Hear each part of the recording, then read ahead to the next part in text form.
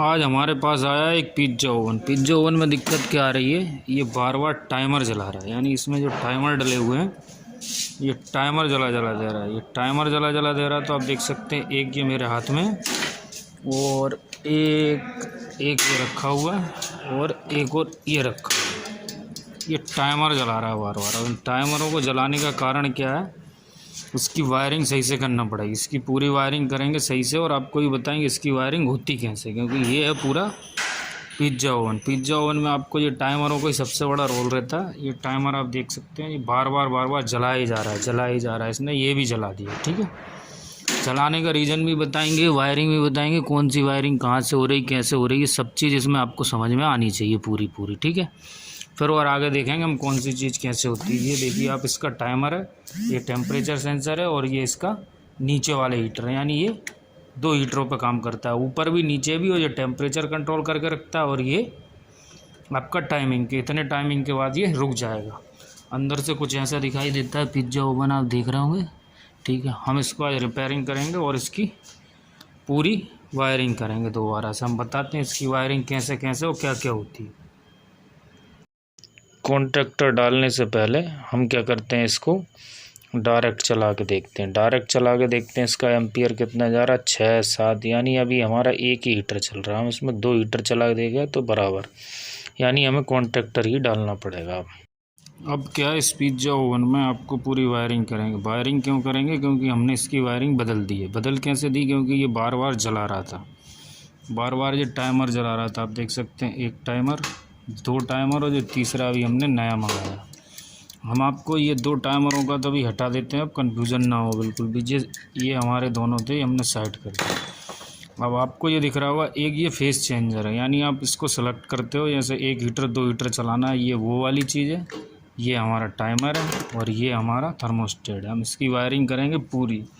और थर्मोस्टेट का जो लोड है इसका और टाइमर का लोड हम कहाँ पर डालेंगे, कॉन्टैक्टर पे, ताकि ये जले ना, क्योंकि ये हमारा जल रहा है। और देख सकते हैं ऐसे ये थिम्बल लगे हुए थे इसमें, ये वाले, ये हमने पूरे काट के हमने कुछ इस तरीके के थिम्बल लगा दिए और ये लगा दिए कॉन्टैक्टर। अब हम आपको कॉन्टैक्टर की वायरिंग बताएंगे पूरी। इसकी कंट्रोलिंग की वायरिंग आपको समझनी है। ये पिज्ज़ा ओवन, इसकी पूरी समझनी होगी आपको, अच्छी तरीके से समझ में आना चाहिए तो ठीक है, नहीं तो फिर समझना बेकार हो जाए। शुरू से समझाते हैं। शुरू से हमने पहले क्या किया, एक कॉन्टैक्टर ले लिया। ये कॉन्टैक्टर किस लिए ले लिया, क्योंकि ये कॉन्टैक्टर हमारा उस टाइमर पे जो बार बार जल रहा था, ये वाला टाइमर जो हमारा जो 16 एम्पियर का टाइमर था, ये बार बार जल रहा था। ये जलेगा नहीं। क्यों नहीं जलेगा, क्योंकि इसका लोड ये संभालेगा। ठीक है, अब हम क्या करेंगे, इस कॉन्टैक्टर को सबसे पहले, ये हमारे फेज़ न्यूट्रल आए, हम इनको फेज़ न्यूट्रल यहाँ पे दे देंगे। सबसे पहले हम इनको देंगे और दे के हम आपको दिखाते हैं न्यूट्रल हमारा किस तरफ लग जाएगा। न्यूट्रल हमारा लग जाएगा इस तरफ यहाँ पे, और ऐसे ही फेस कस देंगे हम यहाँ पे, इन दोनों को कस देंगे। ठीक है, तो अभी क्या किया हमने, यहाँ से फेज़ न्यूट्रल उठा के सीधे इस कॉन्टैक्टर के इनलेट में ले लीजिए। इनलेट में ले लिए, हमारे कॉन्टैक्टर के कनेक्शन यहाँ तक तो हो गए कंप्लीट।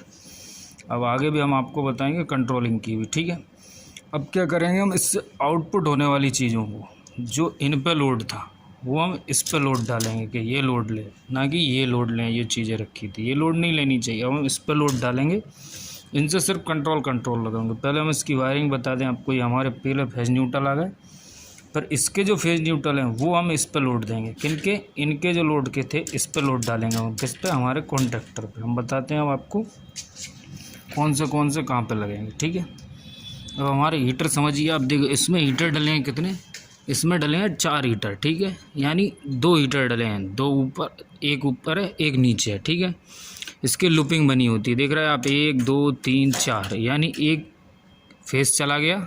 ठीक है, 1 2 3 4 जगह अपना न्यूट्रल चला गया। ठीक है, ये हमारी हीटर की वायरिंग हो गई, वो कहाँ निकल गया, यहाँ पे। ठीक है, ये आपको 3 वायर दिख रहे होंगे। 3 वायरों में क्या, इसमें सीरीज वाइज दिया, या आपको 1 हीटर चलाना था आप 1 चला सकते हो, 2 चलाना 2 चला सकते हैं। न्यूट्रल सबका एक कॉमन कर दिया और दोनों का ये फेस दे दिए, जो मेरे हाथ में दिख रहे हैं आपको।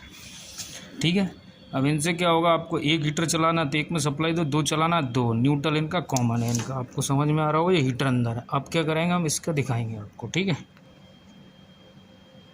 अभी क्या किया, अभी हमने इसमें से फेज़ ले लिया, आउटपुट में से कहाँ ले लिया, हमारी ये कंट्रोलिंग के लिए आप देख सकते हैं अभी ये कहीं भी नहीं लगा, ये सिर्फ हमारे इंडिकेटरों में लगा हुआ है। ठीक है, ये हमारा फेज़ निकला। अब कहाँ कहाँ जाएगा, ये हमारा फेज़ जाएगा इसमें ये फेज़ चेंजर में जाएगा। ठीक है, जो आपको ये वायर दिख रहा है ये फेस का, और जो लाइट कलर का दिख रहा है ये न्यूट्रल का। अब हमारे फेस चेंजर में हमको कहाँ कहाँ कनेक्शन देना है कि हमारा फेस चेंजर ये काम करता रहे, यानी सिलेक्टर स्विच मान लीजिए या फेस चेंजर मान लीजिए। इसमें ना हम आपको बताएंगे कहाँ कहाँ पर कनेक्शन देने हैं। आप देंगे इसमें, जैसे इसमें कनेक्शन देंगे, इससे कनेक्शन लेकर ये इस थिम्बल के थ्रू ये यहाँ पे लेगा और फिर हमारे हीटरों को ये चेंज कर देगा, एक चलाना है या हमें दो चलाना है, ये यही बताएगा। ठीक है, इस फेज़ चेंजर से यहाँ कॉन्टेक्टर से फेज़ लेते हुए अब फेज़ चेंजर के पहले पॉइंट में दे दिया। ठीक है, अभी हमारे पास दो और दिख रहे हैं, तो एक हम यहाँ लगा देंगे और एक लगा देंगे यहाँ इस वाले पॉइंट पे। आपको दिख रहा होगा कहाँ पे, एक ये हमने कॉन्टेक्टर से ले दिया सीधा यहाँ, ये मेन गया इसमें, और एक हमारा लग जाएगा इसी जगह पे। ठीक है, और एक लग जाएगा इस जगह पे। तो कितने हमारे दो ये आपको जो दिख रहे हैं दो फेज़, मेरे हाथ में दो हीटरों के कनेक्शन है, तो ये हमारे कटअप के काम में जाएंगे। और एक जो नीला वाला दिख रहा है वो लग जाएगा इस वाले पॉइंट पे। ठीक है, अभी हम आपको लगा के दिखाते हैं। ठीक है,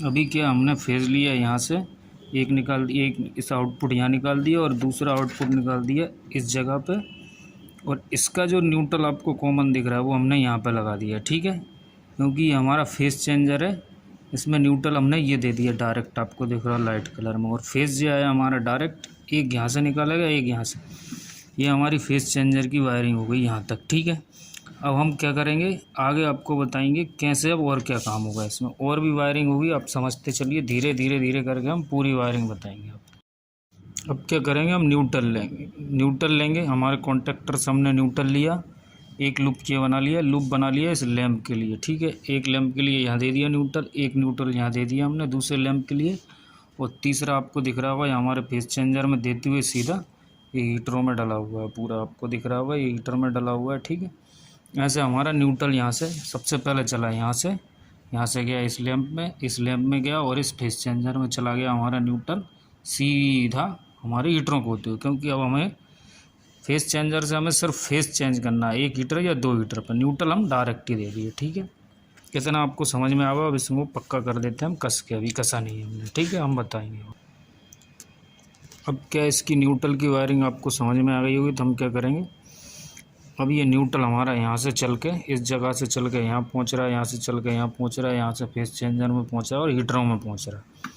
अब आपको ये दिख रहा होगा मेरे हाथ में एक और लूप, ये फेज़ वाला लूप है, एक यहाँ पे लगेगा इस जगह पे। ये किस चीज़ का, ये इसके लैंप का है, अंदर जो लैंप जलेगा ना, जैसे ये हीटर ऑन होगा, कॉन्टेक्टर ऑन होगा, तो ये अपना लैंप जलेगा। इस लैंप को फेज़ ये पहुँच गया, उन न्यूट्रल हम ये पहुँचा देते हैं, ये पहुँच गया हमारा न्यूट्रल। ठीक है, यानी न्यूट्रल हमारा सिर्फ लैंपों में से होते हुए कहाँ गया, चेंजर, और चेंजर में उसे कहाँ चला गया, हीटरों में। जो आपको यहाँ तक समझ में आ गया होगा।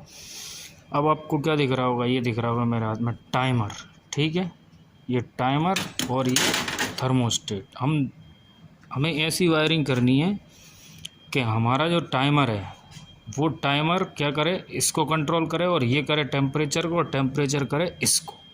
यानी हमारा टाइमर ख़त्म तो ये भी ख़त्म और ये भी ख़त्म, तीनों चीज़ ख़त्म हो जानी चाहिए। सबसे पहले सप्लाई जाएगी टाइमर पे, टाइमर से थर्मोस्टेट से, और थर्मोस्टेट से आएगी हमारे कॉन्टेक्टर में। आप कंट्रोल वायरिंग समझिए इसकी, इन दोनों की कंट्रोल वायरिंग आप समझिए।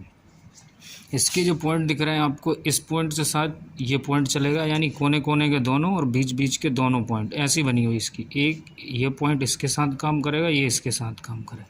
ये थर्मोस्टेट है, यहाँ से डालोगे यहाँ से निकालोगे। ठीक है, इस थर्मोस्टेट में दो ही पॉइंट होते हैं। अब आपको कंट्रोलिंग समझाते हैं। कंट्रोलिंग में हमने सबसे पहले एक न्यूट्रल हमारे कॉन्टेक्टर को डायरेक्ट दे दिया, जो आपको उंगली दिख रही होगी हरा वायर, ये डायरेक्ट दे दिया हमने इसमें। अब आगे दिखाते हैं आपको और क्या करना है हमको। ठीक है, अभी हम क्या करेंगे, डायरेक्ट फेज लेंगे यहाँ से, यहाँ जो थिम्बल लगा के कहाँ डालेंगे, हमारे टाइमर में हम लगाते हैं और दिखाते हैं। अभी क्या किया हमने, यहाँ से ले लिया एक फेज़ ले लिया, वो कहाँ लिया हमने, डायरेक्ट लिया, ना कि इधर से। डायरेक्ट फेज़ चाहिए हमें, डायरेक्ट फेज़ हमने लिए सीधा यहाँ से लिया, कहाँ, यहाँ से आ गया टाइमर में। अब टाइमर का आउटपुट ये वाला है, तो हम इस वाले आउटपुट से लेके इसके में देंगे, क्योंकि हमारा टाइमर ऑन होगा तो थर्मोस्टेट को कमांड देगा, थर्मोस्टेट किसको, हमारे हीटर को कमांड दे। हमको ऐसी वायरिंग करनी। हमने यहाँ से लिया फेज़, ये थर्मोस्टेट में, अब थर्मोस्टेट से नहीं सॉरी ये टाइमर से लेके देगा थर्मोस्टेट में, ठीक। अब ये हमारा टाइमर से आउटपुट कहाँ मिल रहा है, थर्मोस्टेट को। अब थर्मोस्टेट से आउटपुट मिलेगा कहाँ, हमारे इस कॉन्टेक्टर को, ठीक है। थर्मोस्टेट से आउटपुट मिलेगा यहाँ पे, इस वाली जगह पे लगाना है आपको, इस तरफ, ठीक है। हम वो भी समझाएंगे क्योंकि हम इसको कैसे कर रहे हैं और कैसे, आपको समझ में तो आ ही रहा होगा। अब क्या हुआ, जो हमने इसका आउटपुट था यहाँ से लगा लिया था टाइमर का आउटपुट इसमें अपने थर्मोस्टेट में, और थर्मोस्टेट का आउटपुट आप देखो ये चल के यहाँ से निकल के हमारा चला गया कॉन्टेक्टर में। हमने वायरिंग कैसी करी है, सबसे पहले हमारा टाइमर को मिलेगा, टाइमर अपना टाइम सेट करेगा। टाइमर के पहले यदि टेम्परेचर आ गया तो टेम्परेचर कट करेगा, और टेम्परेचर के अकॉर्डिंग जैसा जिसको चलाना है तो हमारा फेस चेंजर काम करेगा। मगर सबसे पहले हमारा करेगा टाइमर के बाद थर्मोस्टेट के बाद करेगा चेंजर।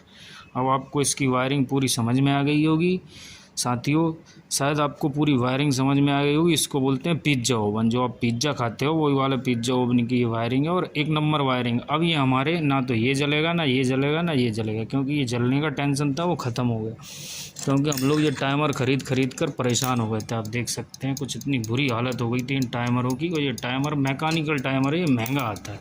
इलेक्ट्रॉनिक तो फिर भी हर कहीं मिल जाता है, मैकेनिक टाइमर ढूंढने में दिक्कत है। और अच्छी अभी क्या, हमने इसकी वायरिंग तो पूरी कर ली। वायरिंग करने के बाद हम आपको चला के देखते हैं, इसमें करंट शो करना चाहिए। सबसे पहले अब हम क्या करेंगे, इसमें मीटर हमने लगा दिया इसके फेस पे। सबसे पहले हम करेंगे अपना टाइमर ऑन, हमने टाइमर ऑन कर दिया। टाइमर के बाद हम करेंगे हमारा टेम्परेचर मीटर ऑन। आप देख सकते हैं टेम्परेचर ऑन होते ही ये दोनों लाइटें आ गई हैं, और इस पर दिखा रहा है अभी 7-8 एम्पियर दिखा रहा है, यानी अभी हमारा एक ही हीटर ऑन। अब हम फेस चेंजर को ऑन करेंगे तो ये हमारा करंट बढ़ा देना चाहिए। जैसे ही करंट बढ़ेगा आप देख सकते हैं 12-13 एम्पियर बढ़ेगा, यानी हमारा फेस चेंजर भी सही काम कर रहा है अभी, ठीक है। आपको समझा। अब यदि इसमें कंट्रोल कैसे किया हमने, पहले ये फिर ये। यदि आप मान लो कि हमारा टेम्परेचर अभी आ गया तो क्या होगा, देखो ये हमारा मीटर ख़त्म, यानी हमारा टेम्परेचर मीटर पे ही ये हमारा कंट्रोल करेगा। और दूसरी बात क्या है, जैसे मान लो टाइमर लगा तो टाइमर ख़त्म तो ये सब अपने आप बंद हो जाएंगे, ठीक है। आपको समझ में आ गई होगी शायद इसकी इंटरलॉकिंग और पूरी तरीके से भी साथियों। और आगे भी नॉलेजेबल वीडियो के लिए साथ में जुड़े रहें। धन्यवाद साथियों। आपको और भी नॉलेजेबल वीडियो इससे मिलती रहेंगी, समय समय पर आपको अच्छी चीज़ें देखने को मिलती रहेंगी। आपको इसकी इंटरलॉकिंग पूरी समझ में आ गई होगी। अब ये बार बार जलने का प्रॉब्लम हमारा हो जाएगा इससे ख़त्म। धन्यवाद साथियों।